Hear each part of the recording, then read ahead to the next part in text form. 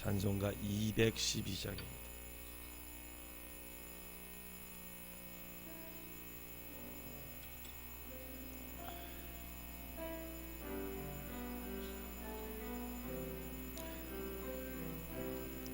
은히 주를 섬길 때 괴로운 일이 많으나 구주여 내게 힘주사 잘 감당하게 하소서. 인자 한 마를 가지고 사람을 감아 제끼며 갈 길을 잃은 무리를 잘 인도하게 하소서. 구주의 귀한 인내를 깨달아 알게 하시고 굳건한 믿음 주셔서 늘 승리하게 하소서. 장래의 영광 비추사 소망이 되게 하시며 구주와 함께 살면서 참 평강 얻게 하소서.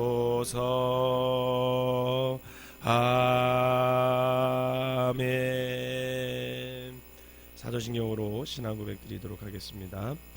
전능하사 천지를 만드신 하나님 아버지를 내가 믿사오며 그 외아들 우리 주 예수 그리스도를 믿사오니 이는 성령으로 잉태하사 동정녀 마리아에게 낳으시고 본디오 빌라도에게 고난을 받으사 십자가에 못 박혀 죽으시고 장사한 지 사흘 만에 죽은 자 가운데서 다시 살아나시며 하늘에 오르사 전능하신 하나님 우편에 앉아 계시다가 저리로서 산 자와 죽은 자를 심판하러 오시리라.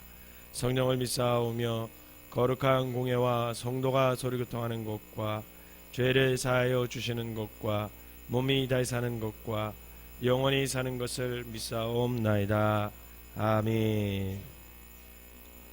오늘 함께 은혜 받을 말씀은 열왕기하 1장입니다. 열왕기하 1장 제가 한 절 읽고 여러분들이 한 절 읽으면서 교독하도록 하겠습니다. 아합이 죽은 후에 모압이 이스라엘을 배반하였더라.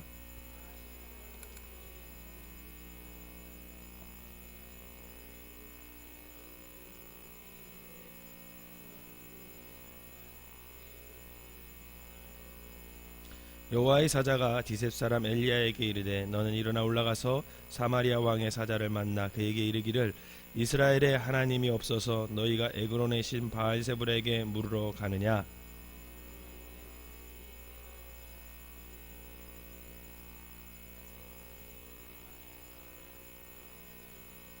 사자들이 왕에게 돌아오니 왕이 그들에게 이르되 너희는 어찌하여 돌아왔느냐 하니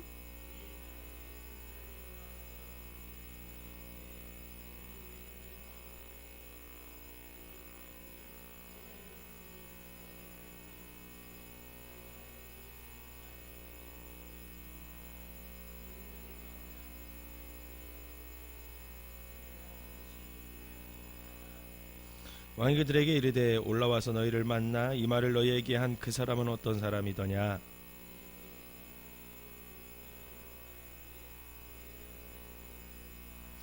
왕이 이르되 이에 50부장과 그의 군사 50명을 엘리야에게 보내매 그가 엘리야에게로 올라가 본즉 산 꼭대기에 앉아 있는지라. 그가 엘리야에게 이르되 하나님의 사람이여 왕의 말씀이 내려오라 하셨나이다.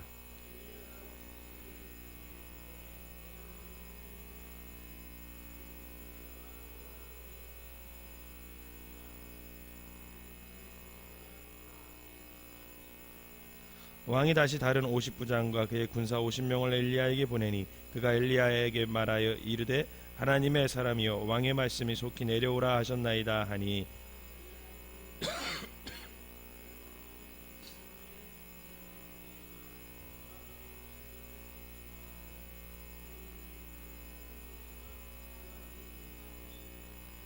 왕이 세 번째 50부장과 그의 군사 50명을 보낸지라.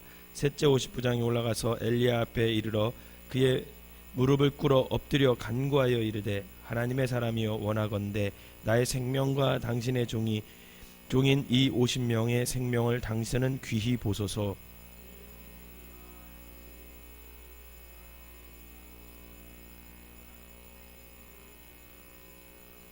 여호와의 사자가 엘리야에게 이르되 너는 그를 두려워하지 말고 함께 내려가라 하신지라. 엘리야가 곧 일어나 그와 함께 내려와 왕에게 이르러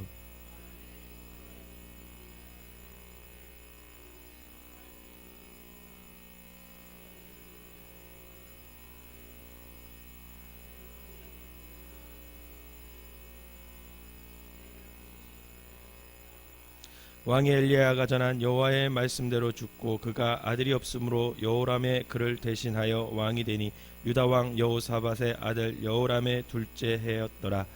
아하시아가 행한 그 남은 사적은 모두 이스라엘 왕 역대지략에 기록되지 아니하였느냐. 아멘. 거룩한 주일날 첫 시간부터 주님 전에 나온 여러분들에게 하나님의 은혜가 함께 하시기를 주님의 이름으로 축원합니다. 열왕기 기자는 첫 번째 책인 열왕기 상에서 다윗의 죽음 직후의 상황을 이렇게 기록을 했습니다. 열왕기 상 2장 12절에 보면 솔로몬이 그의 아버지 다윗의 왕위에 앉으니 그의 나라가 심히 견고하니라 이렇게 시작됐어요. 다윗이 죽고 난 이후 솔로몬 때에 이스라엘은 더욱더 견고해졌습니다. 아버지 때보다 아들 때에 더욱더 견고해졌다라는 거죠. 이 견고해졌다라는 말은 단순히 국력이 강한 나라가 됐다 이런 의미가 아니라 하나님의 말씀의 토대 위에서 국가의 기강이 바로 세워지고 공의와 정의가 제대로 시행되는 나라가 되었다 이런 뜻입니다. 그런데 열왕기의 두 번째 책인 오늘 열왕기 하는 이렇게 시작을 해요. 1절을 다시 한번 읽어보도록 하겠습니다. 시작. 아합이 죽은 후에 모압이 이스라엘을 배반하였더라 이렇게 시작합니다.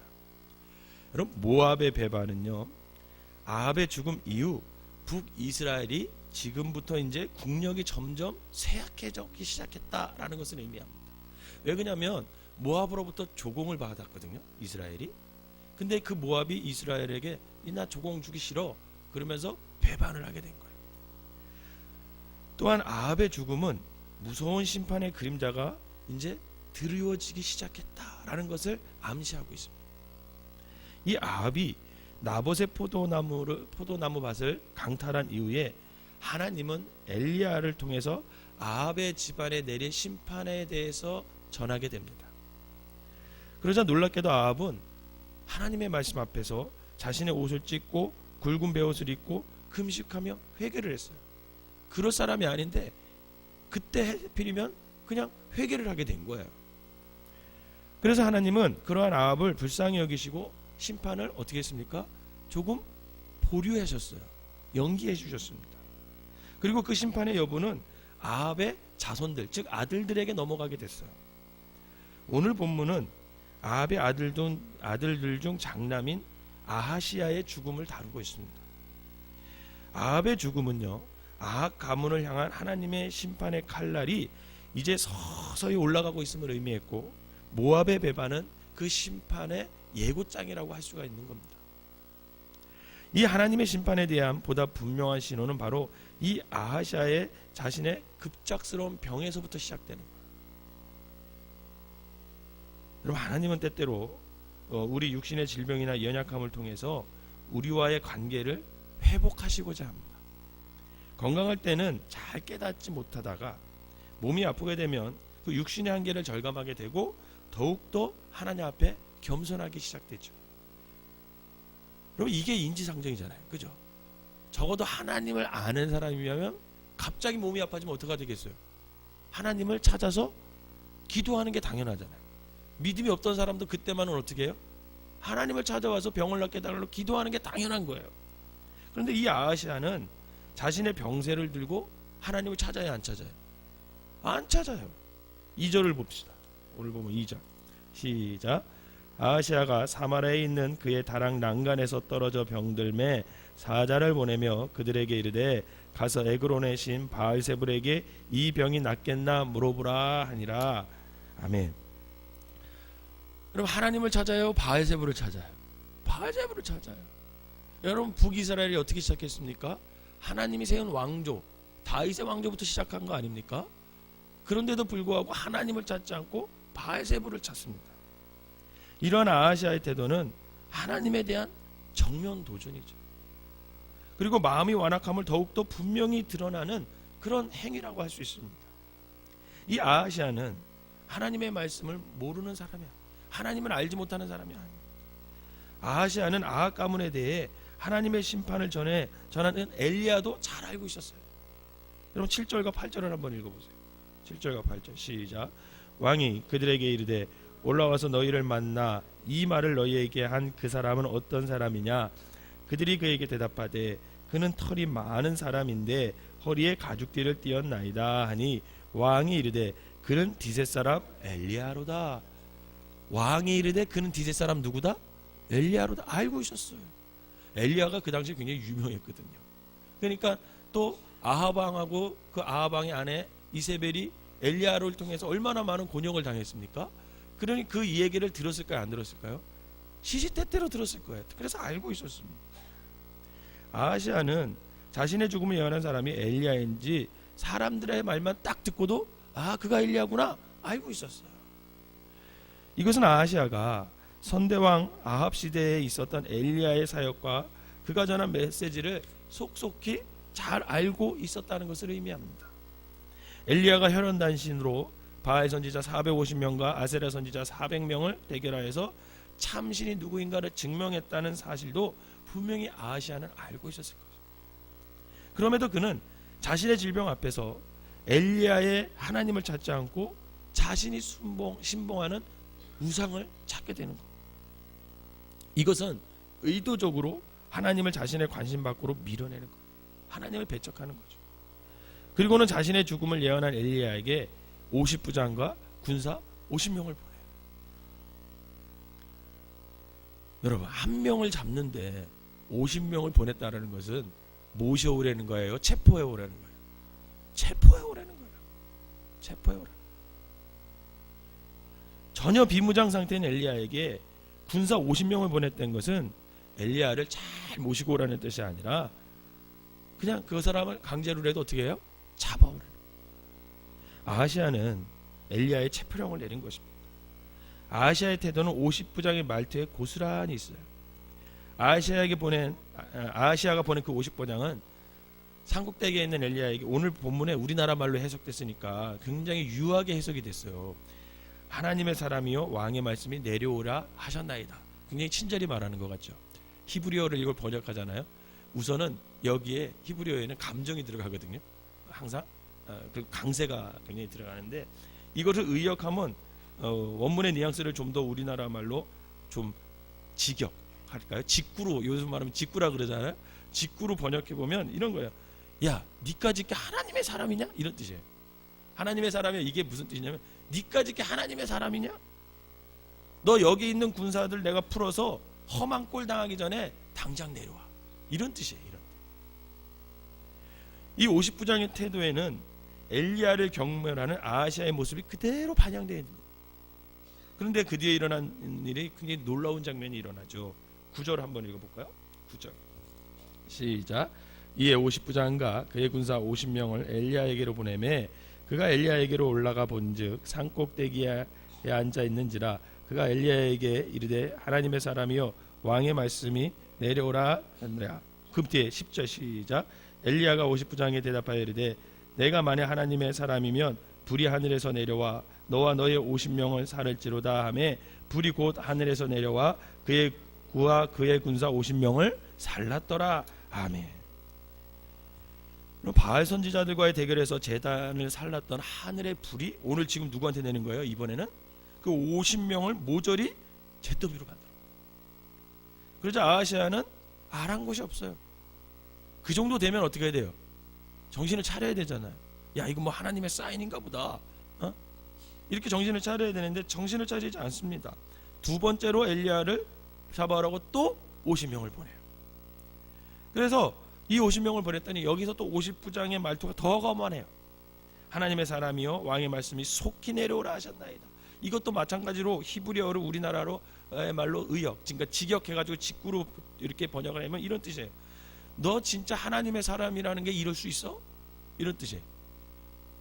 너 지금 뭐 하자는 거야? 좋은 말로 할 때 빨리 내려와. 이런 뜻입니다. 이러한 말투 역시 아하시아의 심경을 그대로 반영하고 있는 거죠. 그러나 하나님은 이렇게 아하시아의 병을 통해서 그리고 군사들을 불로 사르는 심판을 통해서 지금 아하시아에게 어떻게 하는 거예요? 경고하라. 너 알아들어라. 하나님을 찾아라. 그렇게 경고하는 겁니다. 즉 하나님은 반기를 든 모압을 통해 하나님의 심판을 예고하셨고 그의 질병을 통해 경고하시고 그의 친위대 군사 100명을 죽이심으로써 하나님이 지금 아하시아에게 나아가 아합 가문과 북이스라엘 왕국 전체의 심판을 어떻게 하는 거예요? 자꾸만 보여주고 있는 거예요. 너네 계속 그렇게 살면 우상 숭배하고 하나님 앞에 돌아오지 않으면 니네 결국 이렇게 심판받을 거야. 그것을 계속 사인으로 주는 거예요. 여러분 하나님은요 심판하실 때 한 번에 심판하시지 않습니다. 사인을 주세요. 그 사인을 알아차려야 돼요. 하나님은 우리에게 어떤 징계를 내릴 때 그냥 때리지 않습니다. 그냥 때리지 않아요. 저도 어렸을 때 잘못하면 저희 아버지가 그냥 때리지 않았어요. 어떻게 했어요? 경고 주잖아요. 너 이거 잘못했다? 다음에 이거 잘못하면 몇 대 맞을 거다? 먼저 얘기해 주시거든. 그러고 나서 또 잘못하면 어떻게 해요? 상기시켜줘요. 너 저번에 아빠가 이거 똑같은 잘못하면 몇 대 맞는다고 했으니까 몇 대 맞아야지? 이렇게 물어봐요. 그럼 그때는 빼도 박도 못하잖아요. 하나님은요 절대 우리 인간을 심판하실 때 그냥 심판하지 않으세요. 사인을 주세요. 계속 경고를 주세요. 왜? 사랑하니까. 사랑하니까. 계속 그 사인을 주는 이유가 뭡니까? 돌아오라. 회개하고 돌아오라. 그렇게 사인을 주는 거죠. 사랑하는 성도 여러분, 하나님의 심판은 먼 미래에 일어난 일도 아니면 오래전 과거의 선지자들을 통해서 예언된 캐캐 묵은 이야기가 아니에요. 창세기부터 요한계시록까지 성경은 하나님의 심판의 메시지를 줄곧 전해주고 있습니다. 로마서 2장 4절에서 5절을 보면 이런 말이 있어요. 혹 내가 하나님의 인자하심이 너를 인도하여 회개하게 하심을 알지 못하여 그의 인자하심과 용납하심과 길이 참으심의 풍성함을 멸시하느냐.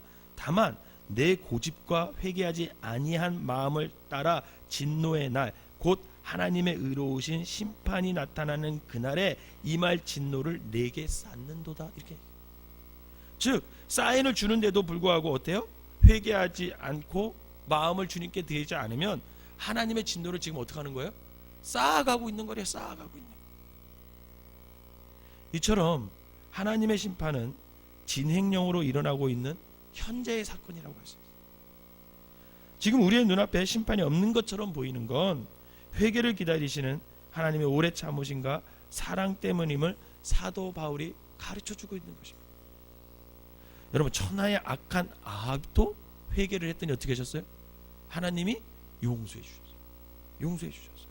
하나님이 아합까지도 긍휼히 여기시는 그런 하나님이에요. 그런 하나님께서 지금 그의 아들 아하시아에게도 기회를 주고 계시는 거예요. 자꾸만 모압이 배반을 통해서 그가 병들게 함으로 또 군사들을 불러 사르면서 자꾸만 사인을 주는 거예요. 사인. 그러나 그 심판하시는 하나님을 지금 사인을 주신 하나님을 이 아하시아가 바라봐요, 못 바라봐요? 못 바라보고 있어요. 안타까운 거죠. 사인을 주는데도 어때요? 못 알아들어요.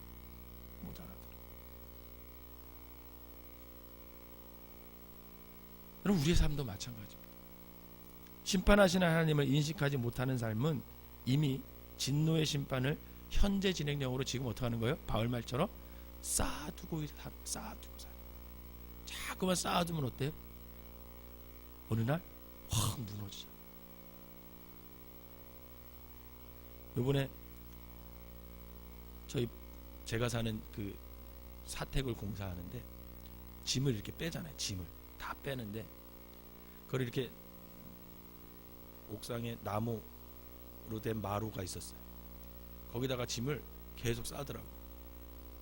그걸 해가지고 책 같은 걸 계속 싸. 책이 많으니까 이렇게 계속 싸는데 이게 점점 이렇게 쪽바로 되더니 이렇게 쉬워지는 거예요. 점점 싸니까.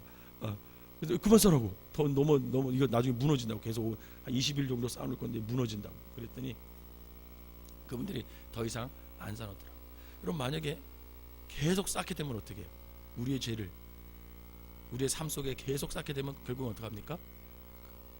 은혜가 차면 기도가 응답되는 것처럼 여러분, 죄도 쌓으면 그때 심판이 내리게 되어 있는 거죠. 사랑하는 여러분, 아하시아를 심판으로부터 지켜줄 수 있었던 것이 무엇일까요? 그건 아무것도 없어요. 아하시아의 군대가 그를 지켜주지 못하잖아요. 그가 살았던 안락한 왕궁도 그를 지켜주지 못해요. 하나님의 엄중한 심판 앞에 살아남은 사람은 엘리야를 찾아간 누구예요? 세 번째 50부장. 세 번째 50부장. 그는 임박한 하나님의 심판 앞에서 무릎을 꿇고 엎드려서 자신과 군사들의 생명을 어떻게 해요? 강구해요. 13절부터 14절 읽어볼까요? 13절부터 14절 시작. 왕이 세 번째 50부장과 그의 군사 50명을 보낸지라. 셋째 50부장이 올라가서 엘리야 앞에 이르러 그의 무릎을 꿇어 엎드려 간구하여 이르되, 하나님의 사람이여, 원하건대 나의 생명과 당신의 종인 이 50명의 생명을 당신은 귀히 보소서. 불이 하늘에서 내려와 전번의 50부장 둘과 그의 군사 50명을 살랐거니와 나의 생명을 당신은 귀히 보소서 하매. 아멘. 사인을 아하시아가 알아들었어야 되는데 지금 누가 알아들었어요? 세 번째 50부장이 알아들었어요. 그 하나님의 심판의 사인. 여러분, 이처럼 임박한 하나님의 심판 앞에 우리가 우리의 생명을 보존할 수 있는 유일한 길은 하나님의 긍휼히 여기심을 바라면서 겸손하게 하나님 앞에 무릎을 꿇고 회개하는 것뿐입니다. 성도 여러분, 믿음은요, 내 안에 있는 그 완악함을 깨트리는 것부터 믿음이 시작되는 거예요. 내 안에 있는 그 고집스러운 거 있잖아요. 그것을 깨트리는 것부터 믿음이 시작되는 거예요. 나의 고집스러움을 부서뜨리고 절대 권력이신 하나님 앞에 항복하는 것, 거기서부터 하나님의 은혜가 임하는 것임을 믿으시기를 바랍니다. 바로 이것이 우리의 생명을 구원할 수 있는 유일한 지혜요, 믿음이요, 길이라는 것입니다. 바라기는 2015년 이제 늘 하나님 앞에 우리가 살아갈 텐데, 하나님 앞에서 늘 겸손히 무릎 꿇고 하나님의 절대 주권을 인정하면서 살아가는 귀한 삶이 되셔서 하나님의 긍휼하심을, 하나님의 용서하심을 날마다 경험하며 살아가는 저와 여러분 되시기를 주님의 이름으로 축원합니다. 기도하겠습니다. 사랑과 은혜가 풍성하신 하나님, 긍휼이 풍성하신 하나님 아버지, 죽음의 길에서 벗어나지 못하던 저희들을 친히 아버지의 생명으로 건져주셔서 이렇게 하나님의 자녀로 살아가게 하시니 감사를 드립니다. 또한 2014년도에도 사실은 뒤돌아보면 아버지 하나님, 하나님 앞에 못할 짓 많이 했고 아버지 하나님 앞에 죄를 많이 졌음에도 불구하고 이렇게 2015년에 이런 거룩한 주일 첫 시간을 하나님 앞에 예배드리게 해주신 은혜를 진심으로 감사를 드립니다. 하나님, 예전에 모습을 그대로 살아가고 있는 우리의 고집스러움과 완악함을 이제 떨쳐버리게 하시고 하나님 앞에 겸손히 무릎 꿇을 수 있는 우리 모두가 되게 하여 주시옵소서. 오래 참으시는 하나님을 멸시하지 않게 하시고 오래 참으시기에 더욱더 두려움과 떨림으로 우리의 구원을 날마다 이루어가는 참된 지혜와 믿음을 오늘 우리에게 허락하여 주시옵소서. 그리하여 날마다 하나님의 긍휼하심 속에 2015년을 살아감으로 말미암아 하나님의 은혜 가운데 풍성히 젖어 살아가는 귀한 성도들 되게 하여 주시옵소서. 오늘은 2015년이 돼서 아버지 첫 주일을 하나님께 올려드리는 날입니다. 하나님, 우리를 살려주신 걸 감사하고 또 이렇게 예배드리게 하여 주시는 걸 감사한데 아버지 하나님, 이 땅에 있는 모든 교회가 하나님 앞에 온전히 예배하게 하시고, 특별히 생명나무 교회에 속해 있는 모든 성도들이 주님의 전을 찾아 아버지 2015년 첫 예배를, 아버지 하나님 거룩한 주일 예배를 하나님께 올려드릴 수 있도록 인도하여 주시옵소서. 그리하여 아버지 그 예배 시간에 주시는 하나님의 은혜, 하나님의 사명을 붙드는 자들 되게 하여 주시고, 결단하는 시간 되게 하여 주셔서 2015년을 하나님 앞에서 승리하는 우리 모두가 되게 하여 주시옵소서. 예수님의 이름으로 기도하옵나이다. 아멘.